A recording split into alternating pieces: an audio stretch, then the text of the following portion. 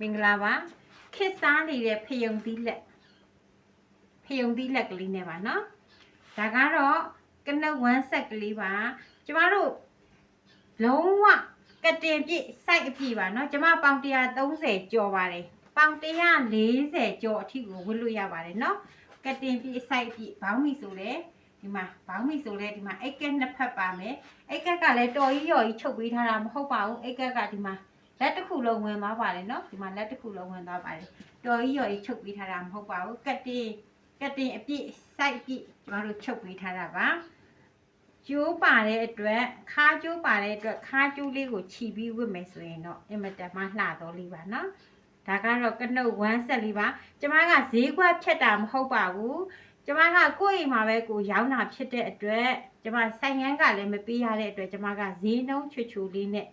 ဝယ်သူရဲ့လက်ထဲကိုကျမကရောက်စေချင်တာပါနော်ဒါကဒဇုံ2000အထက်မှာပဲရှိမယ်အသားကလုံးဝ share နော်လုံးဝ share အသားမကောင်းဘူးဆိုရင်ကျမကိုပြန်ပေးပါကျမပြန်ပြီးတော့ယူပေးပါမယ်ငွေပြန်အမ်းပေးပါမယ်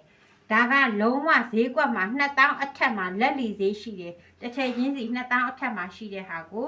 ကျမကဒဇုံကို18000နဲ့ရောင်းပါပါတစ်ထည်ချင်းစီ2000အထက်မှာပဲရှိပါတယ်เนาะဒီပစ္စည်းလေးတွေကိုမေးကြည့်ပါဝယ်ကြည့်ပါဒဇုံချင်းစီကို2000အထက်မှာရှိတယ်ကတင်ပြည့်စိုက်ပွင့်လေးချုပ်ပေးထားတာကျမခုနကပြတယ်เนาะစိုက်တော်ကိုပွင့်တာဒီမှာစိုက်တော်ကိုပွင့်တာเนาะ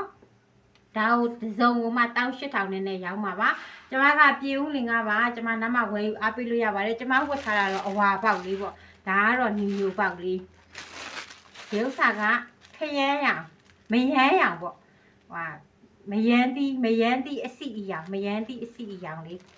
ဒါကကျမဝတ်ထားတဲ့အဝါရောင်ပြီးတော့နောက်ထဲမှာရနိုင်တဲ့အရောင်လေးတွေဒီအရောင်လေးတွေရနိုင်ပါတယ်เนาะအစိမ်းရောင်လေးလည်းရနိုင်ပါတယ်เนาะကျေးဇူးအများကြီးတင်ပါတယ်ရှင်ဒဇုံကို18000ပါ